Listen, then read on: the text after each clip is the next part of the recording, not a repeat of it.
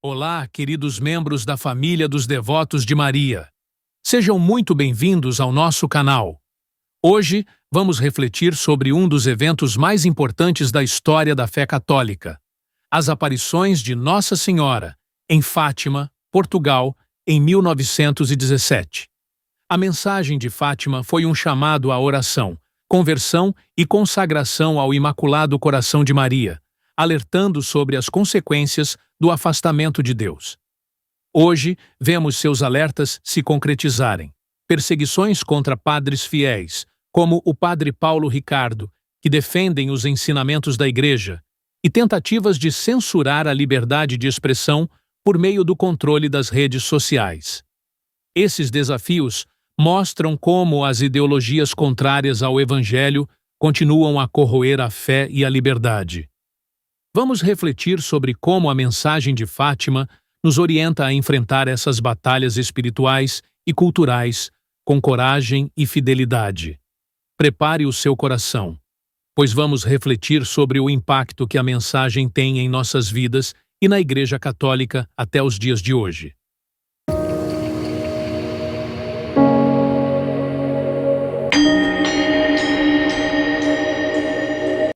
Em 1917, Nossa Senhora apareceu a 3 pastorinhos na pequena cidade de Fátima: Lúcia, Francisco e Jacinta. Durante a primeira aparição, ela anunciou que voltaria mais 5 vezes até o dia 13 de outubro daquele ano.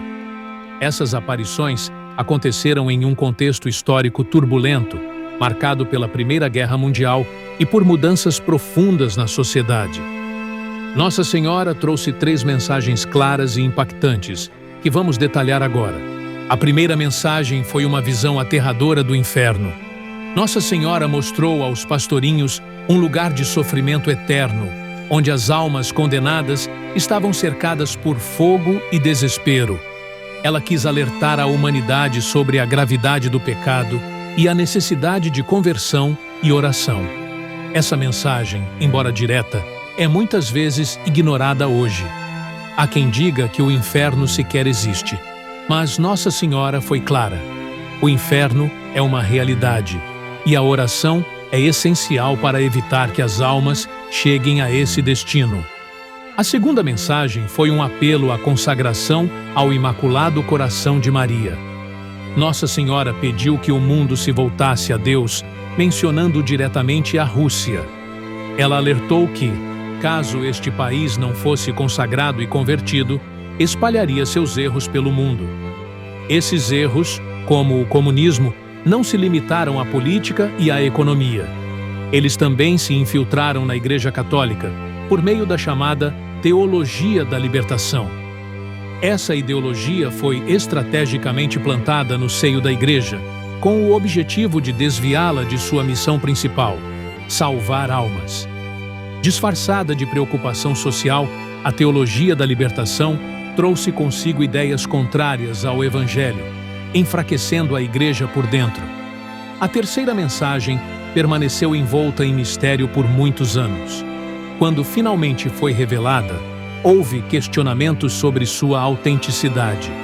Mas uma coisa é certa: Nossa Senhora nos pediu que não ofendêssemos mais a Deus. Infelizmente, continuamos a ignorar esse apelo, e os efeitos são visíveis ao nosso redor. Vemos valores morais sendo destruídos, famílias desestruturadas e uma sociedade cada vez mais distante de Deus. Além disso, precisamos estar atentos ao papel de alguns padres que, influenciados pela teologia da libertação, priorizam questões políticas em suas homilias, desviando-se da missão espiritual da Igreja. Essa ideologia, nascida de uma tentativa de infiltrar o marxismo no seio da Igreja Católica, coloca em risco a verdadeira essência do Evangelho, reduzindo a fé a uma agenda meramente social e política. Em vez de conduzir as almas à salvação, muitos líderes se deixam seduzir por discursos de justiça social, que, embora pareçam nobres, desviam o foco do espiritual para questões materiais. É necessário que ouçamos esses discursos com discernimento, filtrando aquilo que não está em sintonia com os ensinamentos de Cristo, e que, em última análise, enfraquece a Igreja em sua missão de salvar almas. Contudo, também é importante reconhecer que, do outro lado do espectro, padres e líderes que denunciam esses desvios e se mantêm firmes na defesa da fé são constantemente perseguidos, tanto dentro quanto fora da Igreja. Entre esses líderes está o padre Paulo Ricardo, um sacerdote que tem se destacado por sua coragem e fidelidade aos ensinamentos do magistério. Por denunciar as influências do relativismo moral, da teologia da libertação e do secularismo, ele tem sido alvo de campanhas de difamação, boicotes e até mesmo de ações legais. Padre Paulo Ricardo não apenas defende os valores cristãos, mas também denuncia as tentativas de transformar a Igreja em uma ferramenta de ideologias contrárias ao Evangelho. Sua voz incomoda porque ela é uma voz de verdade e de fidelidade, algo raro em tempos de relativismo. Essas perseguições são reflexo de uma polarização preocupante, onde aqueles que defendem a integridade da fé católica são frequentemente taxados de radicais ou divisores. É importante destacar que, enquanto há padres que desviam a Igreja de sua missão espiritual, existem outros que, como o padre Paulo Ricardo, lutam para mantê-la no caminho de Cristo. O canal Devotos de Maria reafirma seu apoio ao padre Paulo Ricardo, enquanto ele continuar sendo essa voz de resistência e fidelidade à doutrina católica. Como católicos, devemos estar atentos a essas dinâmicas e não nos deixar levar por narrativas que busquem silenciar aqueles que falam a verdade. O apoio ao padre Paulo Ricardo é, na verdade, um apoio à defesa da fé, da liberdade religiosa e da integridade da Igreja. Sua luta não é apenas pessoal, é uma luta por todos os fiéis que desejam uma Igreja autêntica, livre de ideologias e comprometida com a salvação das almas. Que esse exemplo nos inspire a também defendermos nossa fé com coragem, discernimento e amor à verdade, sem nos deixarmos abater pelas críticas ou perseguições. Pois, como o próprio Cristo nos disse, se o mundo vos odeia, sabei que antes odiou a mim. João 15:18. Os desafios, no entanto, não estão apenas no clero. Entre os leigos, há aqueles que, por vaidade ou desejo de destaque, criam divisões dentro das comunidades. Esses subgrupos afastam fiéis e enfraquecem a unidade da Igreja. Esse comportamento deve ser combatido com humildade e espírito de união, para que a comunidade católica possa cumprir sua verdadeira missão. O cristianismo e o comunismo são como água e óleo, não se misturam.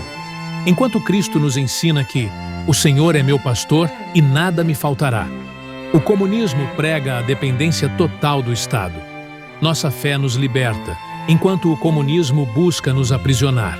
Esse aprisionamento se reflete de forma clara nas chamadas políticas sociais, que, em vez de resolverem problemas estruturais, criam dependências que perpetuam bolsões de pobreza e manipulam as pessoas em currais eleitorais. Programas como o Bolsa Família e iniciativas como moedas sociais, por exemplo, podem até parecer soluções nobres à primeira vista, mas frequentemente são usados por políticos corruptos como ferramentas para explorar os mais pobres. Essas políticas não oferecem uma saída real para a pobreza, mas sim um paliativo que mantém as pessoas dependentes do Estado e vulneráveis à manipulação política. Ao invés de capacitar as famílias para alcançarem autonomia, elas alimentam um ciclo de desinformação e controle, no qual aqueles que deveriam ser auxiliados se tornam reféns de promessas vazias e do oportunismo. Os verdadeiros beneficiários dessa dependência não são os pobres, mas os próprios políticos, que se alimentam de uma perpetuação calculada da pobreza. Esses políticos utilizam a falta de educação e de acesso à informação como armas, garantindo assim sua permanência no poder. Eles criam uma falsa ideia de cuidado social, quando, na verdade, trabalham para consolidar seu controle sobre aqueles que mais precisam de liberdade. Esse controle se torna ainda mais evidente com a proposta nefasta de regulamentação e controle das mídias sociais. sob o pretexto de combater desinformação e proteger os cidadãos, o que realmente se busca é impor limites à liberdade de expressão, um princípio essencial de qualquer democracia. Essa ideia está fundamentada no princípio comunista de controle e dominação, onde cabe ao governo decidir o que pode ou não ser dito, e até o que é ou não bom para as pessoas. Tal controle não é apenas incompatível com uma sociedade livre, mas é um ataque direto ao discernimento individual, à pluralidade de ideias e à capacidade de diálogo. Não há espaço para a liberdade genuína quando um Estado totalitário assume o papel de regulador absoluto da informação. Essa estratégia, presente em regimes comunistas, busca consolidar o poder através da censura e do silenciamento de vozes dissidentes. É fundamental reconhecer que a liberdade de expressão é um dos pilares de uma democracia saudável. Sem ela, não apenas os indivíduos são tolhidos, mas também toda a sociedade é empurrada para uma conformidade forçada, onde o pensamento crítico e o debate são sufocados. Esse controle absoluto, tão defendido pelos defensores de ideologias totalitárias, deve ser rejeitado por todos aqueles que valorizam a liberdade e a dignidade humanas. O cristianismo nos ensina a buscar soluções verdadeiras, que dignifiquem a pessoa humana e promovam sua libertação integral. A fé cristã nos chama a oferecer aos pobres não apenas o pão de cada dia, mas também os meios para que possam conquistar, por si mesmos, uma vida plena e digna. Esse é o papel da verdadeira caridade. Não criar dependência, mas promover liberdade. Que possamos discernir essas realidades e combater com coragem as armadilhas de uma falsa justiça social que, sob o pretexto de ajudar, aprisiona. Nossa missão, enquanto cristãos, é ser voz para aqueles que não têm voz e luz para aqueles que estão em meio às trevas, oferecendo caminhos de esperança que conduzam à verdadeira liberdade em Cristo. Por isso, precisamos estar atentos. A luta contra o mal não é apenas política, ela é espiritual. Devemos fortalecer nossa oração, buscar a conversão e redescobrir a verdadeira missão da Igreja. A realidade atual, marcada pelo império da mentira, pela perseguição política, pelo derretimento das instituições públicas e pela degradação do tecido social no mundo ocidental, é a concretização do alerta de Nossa Senhora, feito em Fátima há mais de 100 anos. Ela, como mãe amorosa, nos advertiu sobre os perigos que a humanidade enfrentaria caso ignorássemos o chamado à oração, à conversão e à consagração ao Imaculado Coração de Maria. O avanço das ideologias contrárias ao Evangelho, a desestruturação da família e a destruição dos valores cristãos são sinais claros das consequências de nossa surdez espiritual. Ao não ouvirmos o alerta da Mãe de Jesus, permitimos que erros, como os propagados pelo comunismo, contaminassem nossas sociedades e enraizassem divisões que hoje corroem nossas estruturas. É um chamado urgente para que retornemos ao caminho de Cristo, ouvindo novamente a mensagem de Fátima com coração aberto e disposição para agir. A mensagem de Nossa Senhora, em Fátima, é um chamado direto a todos nós. Mas não esqueçam, ela nos mostrou o caminho: consagração ao Imaculado Coração, oração e vida em Cristo. Por isso, queridos irmãos e irmãs, vamos refletir, rezar e agir com fé. Que possamos viver essa mensagem em nossas famílias, comunidades e em todos os momentos de nossas vidas. Se você gostou deste conteúdo, não esqueça de deixar sua curtida, inscrever-se no canal e compartilhar este vídeo com seus amigos. Assim, você nos ajuda a reviver a mensagem de Fátima aos mais experientes e apresentá-la aos mais jovens. Que a paz de Cristo esteja com você e que Nossa Senhora o acompanhe sempre.